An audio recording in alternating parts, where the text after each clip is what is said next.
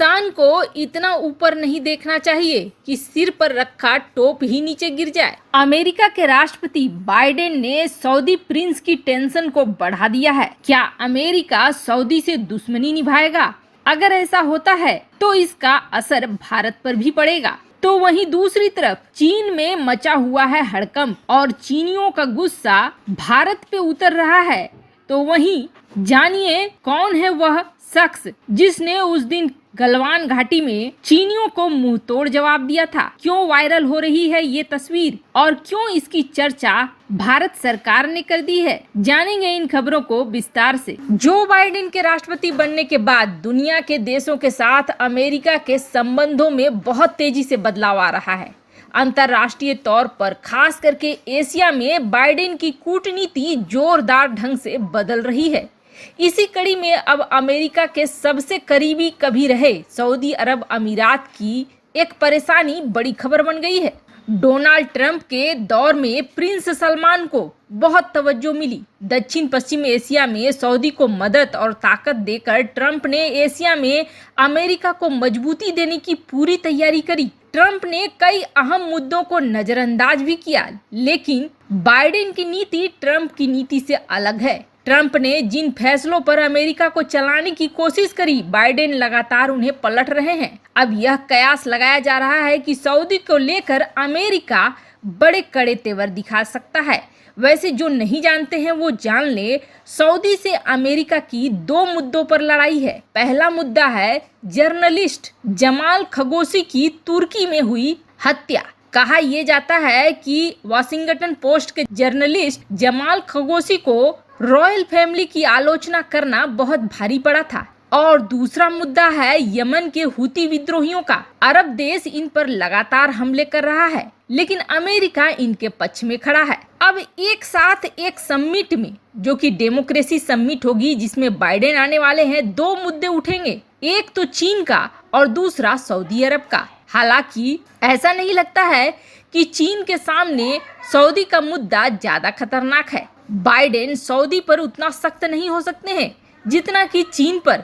America कभी Saudi अरब को खुद से दूर नहीं होने देगा, लेकिन सुपर पावर की नई सरकार के तरफ से महीने बाद भी सऊदी को कोई तवज्जो नहीं दिया गया है, जिसके वजह से अब ये सवाल उठ रहे हैं कि सबको फोन करा, लेकिन अब तक प्रिंस सलमान को फोन नहीं करा। और जब व्हाइट हाउस की प्रेस सेक्रेटरी जेन पास्की से इस बात के बारे में पूछा गया तो उन्होंने ये कह दिया कि अभी हम चीजों को देख रहे हैं, कब बात करेंगे राष्ट्रपति फिलहाल कुछ कहा नहीं जा सकता है। संकेत तो कुछ अच्छे नहीं है, लेकिन इस वक्त अमेरिका को चीन के ऊपर फोकस करने की जरूरत है। किसी और दिशा में अगर भटका तो समझो सुपर पावर और सफर पावर के बीच में लटका।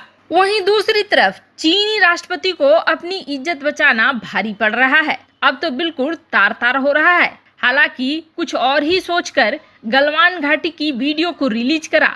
ऐसा वीडियो जिसको बहुत ही तरीके से एडिट किया गया था, जिसके बाद चीनी जनता भी भड़क गई है। और यह चीनी जनता अपना गुस्सा निकाल रही है वीवो, जो कि वहाँ की ट्विटर जैसी प्लेटफॉर्म है। लद्दाख के गलवान घाटी में पीएलए के 4 सैनिकों के मौत के खुलासे के बाद से चीन में बवाल मचा हुआ है। वहां के सोशल मीडिया प्लेटफॉर्म्स पर भारत विरोधी संदेशों की बाढ़ आई हुई है। गुस्साए चीनी अब पेइचिंग में स्थित भारतीय दूतावास के वीवो अकाउंट पर जमकर गाली गलौज कर रहे हैं। वैसे आपको बता दें, गलवान हिंसा के 8 महीने बाद चीन ने शुक्रवार को पहली बार यह स्वीकार किया कि भारतीय सैनिकों के साथ झड़प में उसके 4 सैनिक मारे गए थे, जिसके बाद चीनी जनता शी जिनपिंग से इतने दिन सच छिपाए रखने को लेकर भी सवाल पूछ रही है। हिंदुस्तान टाइम्स की एक रिपोर्ट के अनुसार भारतीय दूतावास के वीवो अकाउंट पर अपमानजनक संदेश और अपशब्दों की बाढ़ आई हुई है। चीन के कई शहरों में मारे गए सैनिकों के सम्मान में श्रद्धांजलि सभा का भी आयोजन किया जा रहा है। हालांकि चीन इसमें भी गोलमोल करते हुए केवल उन्हीं सैनिकों का नाम जारी कर रहा है जिसे सम्मानित किया गया है। चीन में बड़ी आबादी ऐसी है जिन्होंने गलवान झड़प के पहले किसी विदेशी सेना के साथ संघर्ष में अपने सैनिकों का बलिदान नहीं देखा है। बताया जा रहा है कि इससे पहले वियतनाम के साथ झड़प में चीनी सैनिक मारे गए थे। ऐसे में चीन का युवा वर्ग अपने सैनिकों के मारे जाने पर कुछ ज्यादा ही गुस्से में है। चीन लद्दाख में तनाव शुरू होने के बाद से ही चौतरफा गिरा हुआ है। भारत की कड़ी जवाबी कार्रवाई ने तो पहले से ही पीएलए के सैनिकों के हौसले तोड़ दिए थे। इस बीच पेंगोंग झील से सैनिकों की वापसी को लेकर चीन की अपने ही देश में खासी आलोचना हो रही है। चीनी लोग सेना और कम्युनिस्ट पार्टी से सवाल पूछ रहे हैं कि इतने दिनों से जारी तनाव के बाद आखिर सेना पीछे क्यों लौट रही है। इसमें बची हुई कसर रूस की न्यूज एजेंसी तास ने पूरा कर दिया। तास ने 10 फरवरी को अपनी खबर में गलवान हिंसा में चीन के 45 सैनिकों के मौत का दावा किया,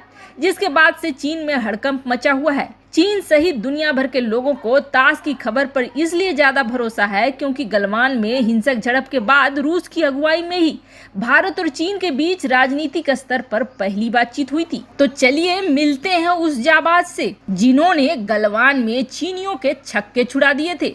आजकल यह तस्वीर बहुत वायरल हो रही है। इनका नाम है कैप्टन सोइबा मनिंगवा रंगनामई। ये कोई सामान्य आदमी का नाम नहीं है, यह नाम है उस जाबाज सैन्य अधिकारी का जिन्होंने 15 जून को गलवान घाटी में चीनी सैनिकों के साथ हुए संघर्ष में चीनियों के छक्के छुड़ा दिए थे। दरअसल मणिपुर के मुख्यमंत्री एन बीरेन सिंह ने एक ट्वीट किया है। उन्होंने लिखा है कि मिलिए सेनापति जिले के कैप्टन सोइबा से। 16 बिहार रेजिमेंट कैप्टन सोइबा ने चीनियों से संघर्ष में अपनी टीम का नेतृत्व किया था। वहां के मुख्यमंत्री ने आगे लिखा है, राष्ट्र के लिए कैप्टन सोइबा ने जो वीरता और शौर्य का प्रदर्शन किया है उससे हम सभी गौरवान्वित हैं। आपको बता दें, चीन के साथ हुए संघर्ष में भारत के 20 सैनिक शहीद हो गए थे और इनमें से एक बिहार रेजिमेंट के कर्नल संतोष बाबू भी शामिल थे।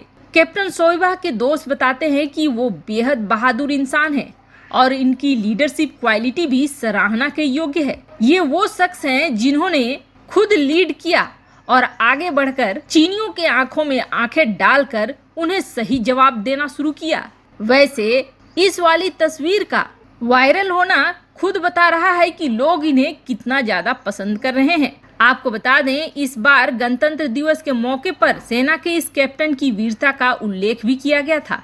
वैसे तो चीन ने वीडियो जारी कर खुद को विक्टिम दिखाने की कोशिश की थी। चीन इस वीडियो के जरिए ये जताना चाह रहा था कि हिंसा की शुरुआत भारत ने की, जबकि सच्चाई से पूरी दुनिया वाकिफ है।